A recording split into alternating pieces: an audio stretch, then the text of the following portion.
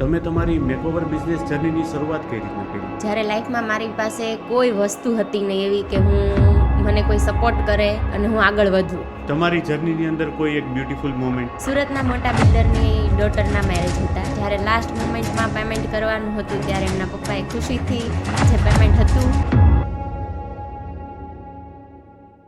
નમસ્કાર અને સ્વાગત છે તમારું વોઇસ ઓફ વિઝન એક્સમાં. આજે આપણે વાત કરવાના છીએ કે જે માત્ર ચહેરાની નહીં પણ આત્મવિશ્વાસને પણ શણગારતી હોય એક એવી પર્સનાલિટી, એટલે કે વાત કરશું આજે એક મેકઅપ આર્ટિસ્ટ સાથે.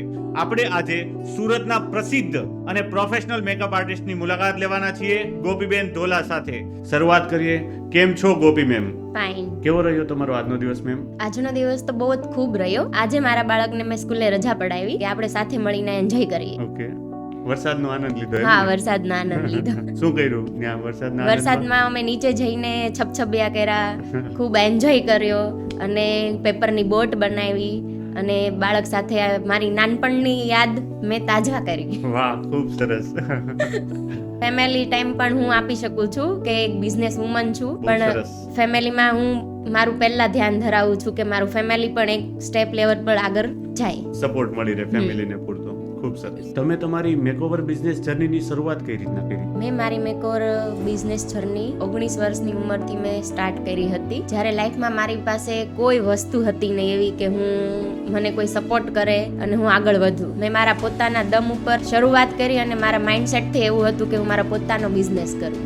અને મને બાળપણથી કે માઇન્ડમાં એવું વિચાર હતું કે હું મારો પોતાનું મેકઓવર લાઈફમાં સ્ટાર્ટ કરીશ. બાળપણથી તમને ડ્રીમ હતું કે હું પોતાનું મેકઓવર ઓપન કરીશ. તમે તમારા જીવનમાં ક્યાંય જોબ કરેલી છે? નહીં, કોઈ જગ્યા પર નહીં. ખૂબ સરસ. તમે જે સેલ્ફ ડિપેન્ડન્ટ છો તો આજની સ્ત્રીઓ માટે તમે કંઈક બે શબ્દો કહેવા માંગો છો? હા, આજના સમયમાં દરેક સ્ત્રી ઇન્ડિપેન્ડન્સ હોવી જોઈએ. કોઈ પણ સ્ત્રી હોય મિનિમમ 30 થી 40 હજાર કમાતી હોવી જોઈએ. પછી ભલે એ ઘરે કામ કરતી હોય, જોબ કરતી હોય કે પોતાનો બિઝનેસ કરતી હોય. તો મને લાગે છે ત્યાં સુધી દરેક સ્ત્રીને તમે ઇન્ડિપેન્ડન્ટ બનાવીને જ રહેશો. યસ, હું બનાવીને જ રહીશ. સાથે મળીને સમાજ જો દરેક સ્ત્રીને સપોર્ટ આપે તો દરેક સ્ત્રી ઇન્ડિપેન્ડન્ટ બને. સરસ વિચારો છે તમારા. બિગિનર મેકઅપ આર્ટિસ્ટ તરીકે તમારી શરૂઆત કેવી રીતના થઈ હતી? મેં ઘરેથી સ્ટાર્ટ કર્યું અને પછી મેં એવું વિચાર્યું કે મારું કોઈ એક મોટું મેકઓવર બને, એટલે મેં 12 શોપ લેવાનું વિચાર્યું. અને પછી ઘરેથી એવા બધા ઘણા પ્રોબ્લેમ આવ્યા, પણ ઘરેથી બધાને મનાવીને મેં મારી શોપ એક રાખી, પોતાનું સપનું પૂરું કર્યું અને પોતાનું મેકઓવર સ્ટાર્ટ કર્યું. કોના સપોર્ટથી આ બધી વસ્તુ તમારા માટે શક્ય બની? મને 3 વ્યક્તિનો ખૂબ સારો સપોર્ટ રહ્યો છે. એક મારા પપ્પા, એક મારો ભાઈ અને એક મારા હસબન્ડ. ઓકે, કઈ રીતે? જે મારા પપ્પાનો નાનપણથી મને સપોર્ટ હતો કે હું કઈ ને કઈ સ્કિલમાં આગળ વધી શકું. મારા ભાઈનો સપોર્ટ ખૂબ સારો હતો, જે ઘણી વાર ફેમિલીમાં છોકરીઓને ના પાડતા હોય, પણ મારા ભાઈનો સપોર્ટ એટલો હતો કે એ મને સપોર્ટ કરતો અને ફેમિલીને મનાવીને પણ હા પડાવતો હતો. મારો ભાઈ હંમેશા મને મોટિવેટેડ રાખતો અને સપોર્ટ કરતો.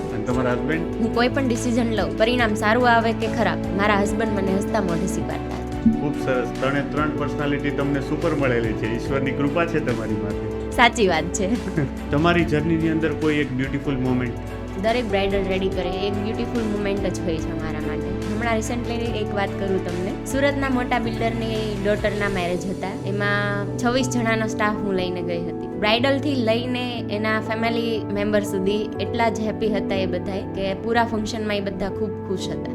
જ્યારે લાસ્ટ મોમેન્ટમાં પેમેન્ટ કરવાનું હતું ત્યારે એમના પપ્પાએ ખુશીથી જે પેમેન્ટ હતું એમાં 1 0 પ્લસ કરી દીધું. Oh my God. યસ. તો તમારા એક્સપ્રેશન શું હતા એ ટાઈમ ઉપર? મને થોડુંક આમ બહુ અલગ જ ફીલ થયું હતું કે નહીં, કે મેં એટલું બધું સારું કામ કર્યું હશે તે લોકો આટલા હેપીથી મને એક્સ્ટ્રા પેમેન્ટ કરે છે. આ તો ખરેખર બ્યુટીફુલ મોમેન્ટ છે. યસ. ખૂબ જ સારી વાત કહેવાય. તમે ક્યારે કોઈ ઇન્ફ્લુએન્સર કે સેલિબ્રિટી માટે મેકઅપ કર્યું છે? યસ. ઓકે. પ્રિયંકા ખેરને, જે લાસ્ટ યર વાયપીડીમાં નવરાત્રીમાં હતા, એનું 10 દિવસનું મેકઓવરનું કામ મારું જ હતું. કેવો રહ્યો એક્સપિરિયન્સ? બહુ જ સારો એક્સપિરિયન્સ રહ્યો અને બહુ જ એમની સાથે કામ કરીને પણ મજા આવી. અત્યારે શું કરે છે?